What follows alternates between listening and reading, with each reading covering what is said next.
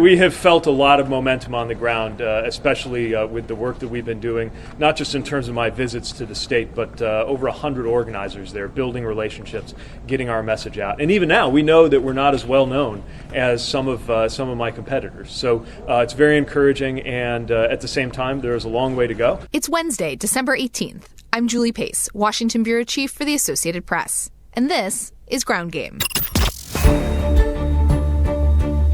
A year ago, Pete Buttigieg was the little-known mayor of South Bend, Indiana. We're going to need a president who can solve those problems in a way that brings the American people together, not further divides us. Now he's a darling of elite political donors, which is helping him stay competitive in the Democratic primary, but also drawing criticism from rival campaigns. We go inside Buttigieg's big money strategy.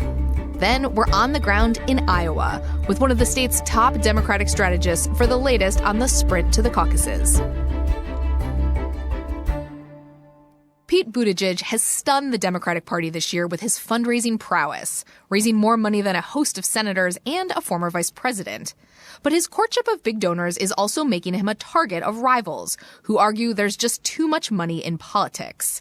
Which makes this the perfect time to talk to Brian Slodysko, AP's money and politics reporter. Brian just had terrific details in a recent story about one of Buttigieg's big fundraisers held in a wine cave decorated with Dvoskry crystals. Brian, that story was everywhere. You did a really terrific job with it, and I'm really happy that you're with us on Ground Game. Thank you. Thank you for having me. So you've been digging into Mayor Pete's fundraising for quite some time. Just let's step back to start. How unusual is what he has been able to do over the past couple of months in the fundraising world, given where his profile was at the start of this campaign? It's completely a surprise that a mayor of South Bend, Indiana could, I guess, really excite Democratic donors, raise the second highest amount of money in the Democratic primary, and catapult himself into kind of a vanguard position in the primary. That is something he's done entirely. Well, not entirely, but that is something he's done largely because he's been wildly successful courting big dollar Democratic donors. Yeah, I think this is a really important point. The money that he has raised has been directly linked to his overall standing in this race. I remember covering the Obama campaign in 2008, and one of the big things that people were looking for is, could he raise enough money to compete with Hillary Clinton? Buttigieg has sort of signaled his ability to compete in this race through his fundraising, but you note he's done it in large part by courting big donors. You talk to donors all the time across the country. What is it about Buttigieg that has really attracted donors to him? Well, it's funny you mention Obama because a lot of the donors I've spoken with describe him in Obama-like terms. Here's somebody who's very cerebral, very intelligent, very articulate, and somebody who he speaks multiple languages. This is the sort of stuff that a lot of people in that class, they are people who come from education and culture, and that's something that they look for and they see as an ideal quality in a candidate, and that's something that he possesses. His ability to court these donors has come at a cost for other candidates who were also courting these donors, right? Absolutely. Let's flip back to when Kamala Harris was still in the race. One of the most prominent supporters that she lined up was Susie Tompkins Buell in California. But once Mayor Pete had started to have a series of viral breakout moments, had some town halls where he really got a lot of attention, this major Democratic donor also said, well, Kamala, I think I'm actually going to start supporting Mayor Pete as well. I just think he's a really important voice to have in this field. I mean, in the case of Kamala, that came at cost to her. I did text with Susie over the weekend, and she said, at this point, she is like full on the Buttigieg train, and that is where she's at. So, you look at Vice President Joe Biden, he has struggled a little. Everybody assumed he would be really prolific with the Obama donor network, just given the fact that he was Obama's vice president. In fact, while he has had some success, it's not that he hasn't raised any money. When it comes to former ambassadors, a lot of the high-profile folks that were part of that Obama network, Buttigieg has been very successful in picking off a number of those people and getting them to support his campaign. So Buttigieg is doing this prolific fundraising in a campaign season where there's a lot of talk about money in politics, and you have other big fundraisers in the party, Bernie Sanders, Elizabeth Warren, who are basically eschewing the kind of big fundraisers that he's having, these glitzy events with mega donors. What kind of position does that put him in right now, where you've got one one wing of the party that is really arguing against one of the things that has been really integral to his success. Right. Well, I think we have to take a step back for a second and look at this at the macro level. We're coming to the end of a decade where there's been a whole series of court rulings that have allowed for just an unprecedented sum of money to flow into the political system. And there's an argument there that, people are allowed to spend as much as they want in politics because that is, in essence, free speech. Obviously, with that logic, those with more money have more free speech. So that kind of sets the backdrop for what Elizabeth Warren and Bernie Sanders have been talking about. So we switch to the micro level and we look at the Democratic primary. This has been a huge issue that they've been hounding on. And I think, look, a lot of progressives truly, believe this stuff. But it also serves as a convenient proxy for them to have an issue with which they can attack their rivals. When Joe Biden got into the race, he was really, really aggressively attacked over his fundraising and from big dollar donors.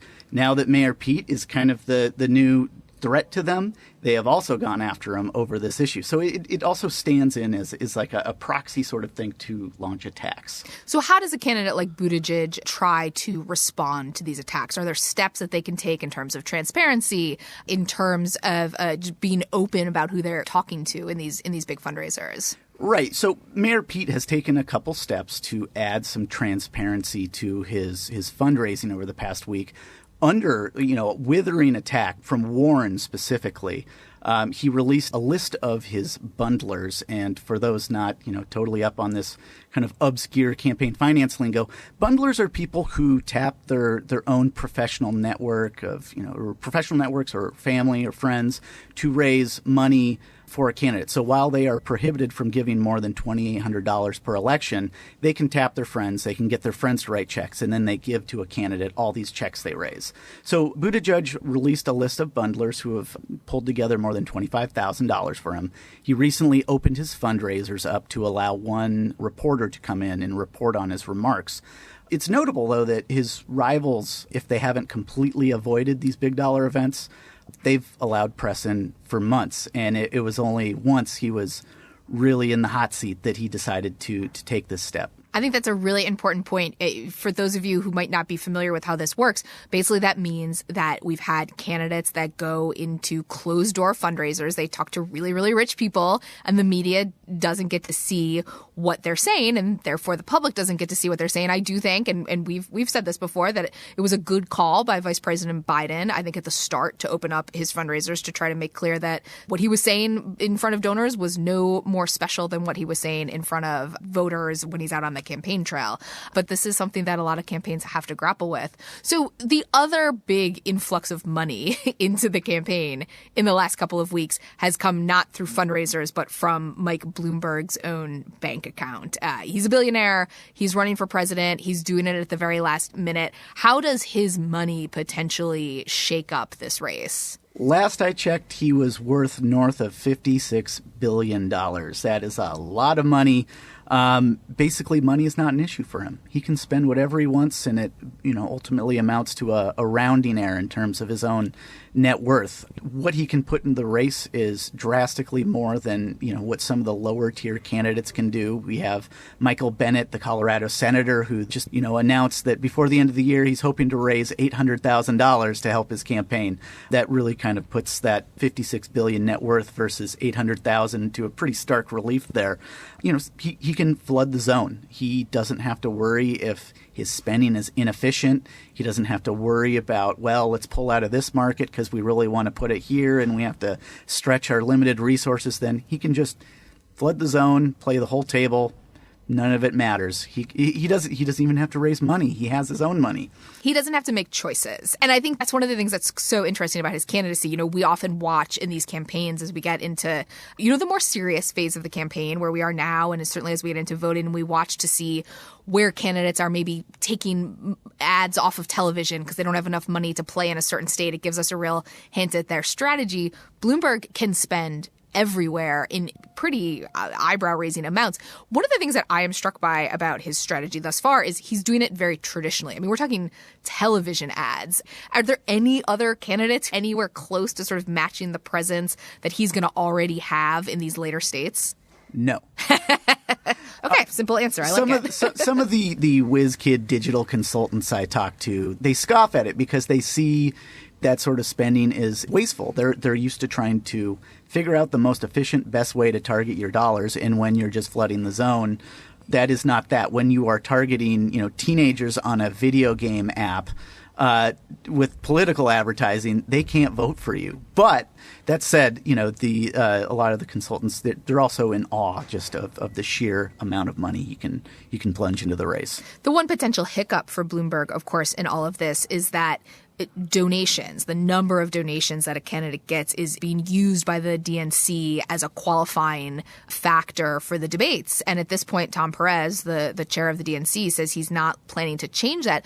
So basically, we're in a situation, right, where Bloomberg might have all this money, he might be spending like crazy, but he won't be in the debates. Do we think that matters at all? Okay, so let's take a step back. For a lot of the candidates who don't have the money to go on TV, the debate is a key moment where they qualify for the stage. They get their message out. They can hopefully capture a viral moment that they can then fundraise off of. And, it snowballs from there. That is not the sole goal, but that is one of their big goals in terms of, furthering their candidacies. When you're already up on TV, when you're already everywhere, does that matter as much for you? I don't know. There may be some sort of moment, some sort of thing that he misses by not being a part of that. But again, he can flood the zone, and I'm not sure it entirely matters if he's not there. I think it's such a great point. Bloomberg, in a lot of ways, is going to be playing by a different set of rules, which is exactly what some of his rivals are upset about. But in a lot of ways, that's what money gets you. Brian Slodysko covers money in politics for the AP. Make sure to follow him. Brian, thank you so much for being with us on Ground Game. Thank you for having me, Julie. When we come back, we get the state of play in Iowa, less than 2 months from the kickoff caucuses.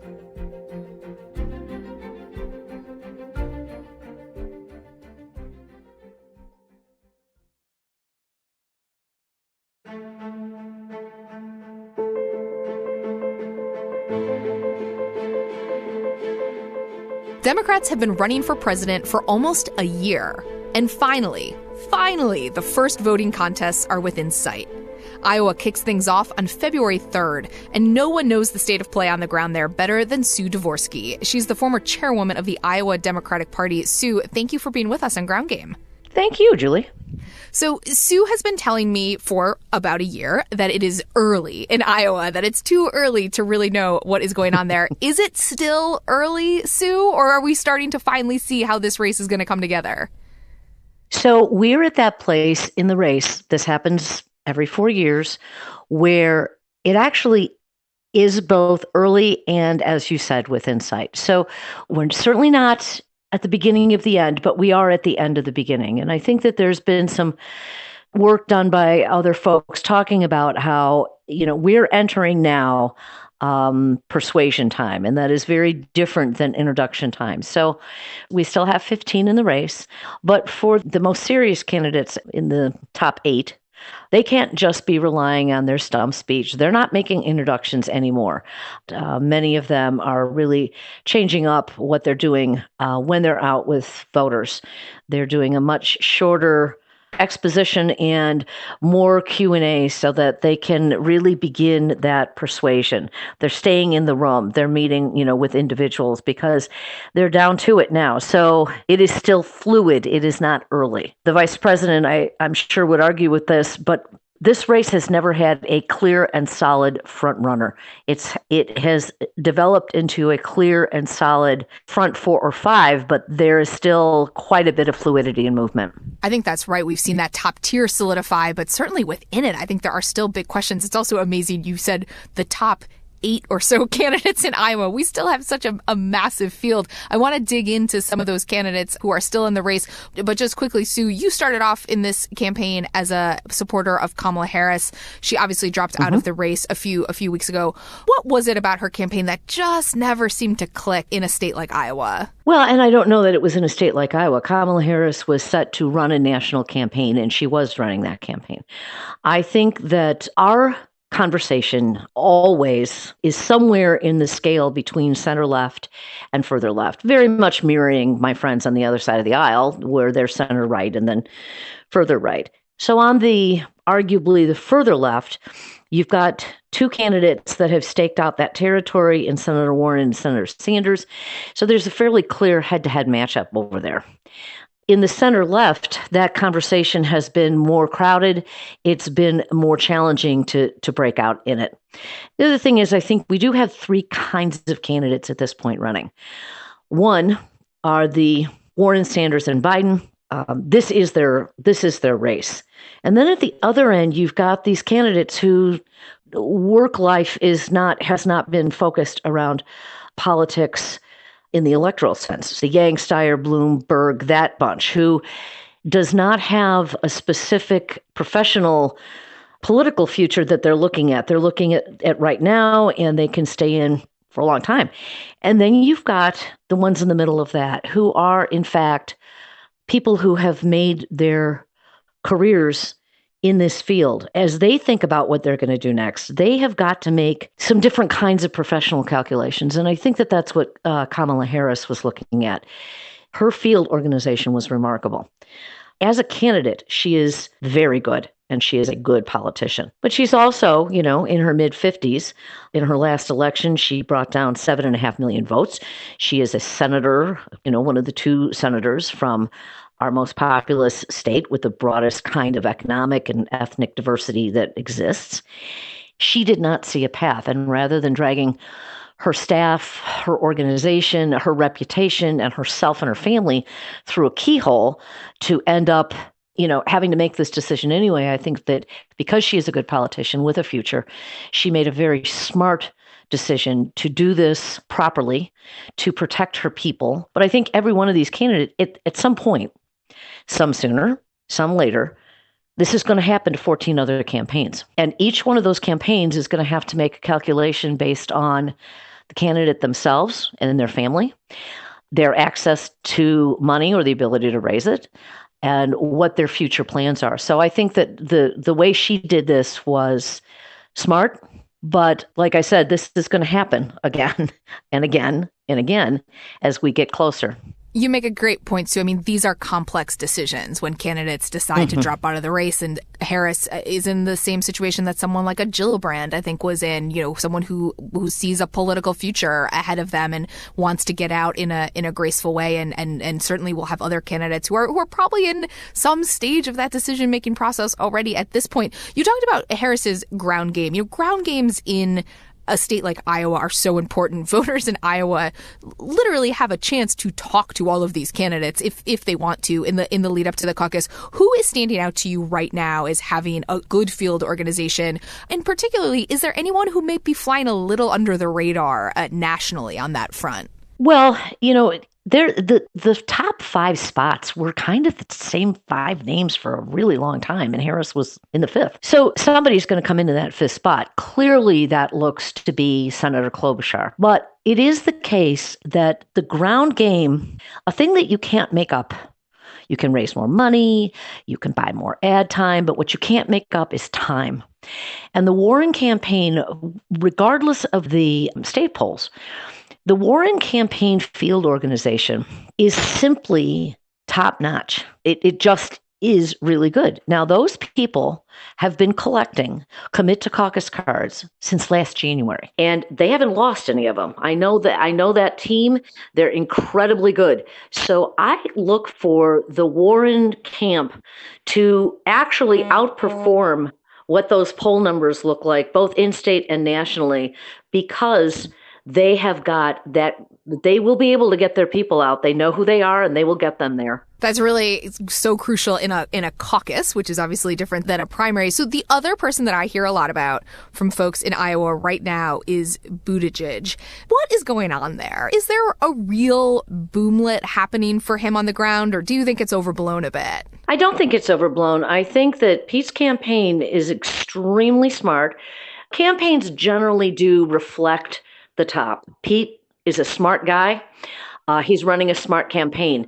I think they surprised themselves at the beginning, but he has been brilliant in leveraging the big money boom that he got in the summer, and they've leveraged it properly into the things that will help them in the caucus. They've got good ads and they've got enough money to put them up. They've got good people in the field and they've got enough money to hire them. So he was smart about how he leveraged that first wave of interest in his campaign. So I think he's going to do well. So, Sue, one of the other candidates I want to dive into a bit is Bernie Sanders. He kind of came out of nowhere in 2016 to mount this really aggressive challenge to Hillary Clinton. One of the questions that I've had about Sanders in Iowa and also nationally is, can he build his base? He's got these kind of dyed-in-the-wool supporters who are with him no matter what. Is that enough, or does he need to get more? What are you seeing from the Sanders campaign on the ground in Iowa? The last time you had a head-to-head competition with another very smart woman who's got plans for everything. Last time he had roughly 50% of the conversation, but that's because there was only two people in it. So I do think one of the things to watch that's going to be interesting is, how does he do in Iowa? I think the story in New Hampshire, is going to be those two. I do think that Sanders is going to be one of the very interesting stories on the night of the 3rd, whatever he does. I don't think it's going to be as salient as what place he comes in, as what are kind of the exit polls showing, who were his people.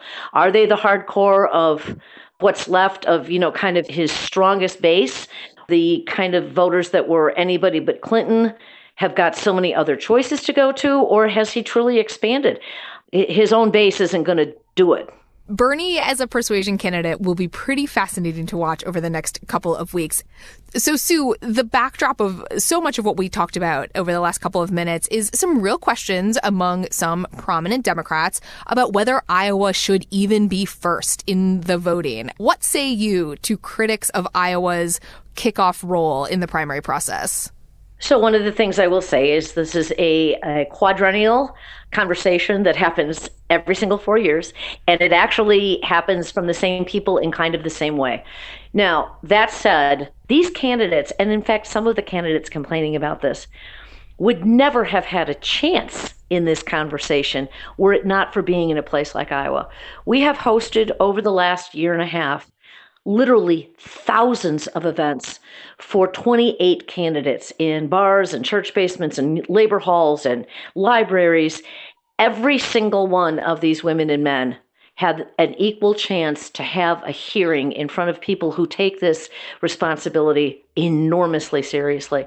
This is a huge lift, and a bigger lift this year than it's ever been. Always love getting a chance to talk about Iowa politics with Sue Dvoskry. Sue, thank you so much for being with us and sharing your insights. Thank you, Julie. That's it for this week's Ground Game from the Associated Press. We'll be here every week for the latest political news from the Beltway and beyond. Be sure to tell a friend about us, and please subscribe, rate, and review wherever you get your podcasts. Thanks for listening. From the Westwood One Podcast Network.